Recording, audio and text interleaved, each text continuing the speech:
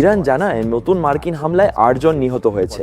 তারা মার্কিন ঘাঁটিতে হামলার দাবি করার পাশাপাশি জর্ডানে মার্কিন বিমানে আঘাত হানা এবং হরমুজ প্রণালীতে তেল রপ্তানি বন্ধের শপথ নিয়েছে। ট্রাম্পের দাবি ২০২০ নির্বাচনে চীন হস্তক্ষেপ করেছে। সমালোচকরা বলছেন এটি ভবিষ্যতের ফল চ্যালেঞ্জে ব্যবহৃত হতে পারে, তবে বেইজিং এই অভিযোগ নাকচ করেছে।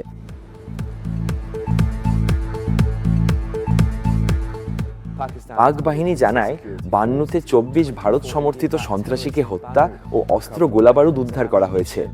দাবি করা হয় নিহতরা বেসামরিকদের ওপর হামলায় জড়িত ছিল।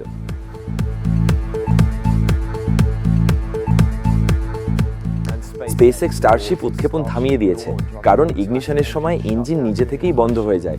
ইলন মাস্ক জানান পরবর্তী চেষ্টা সম্ভবত আগামী সপ্তাহে।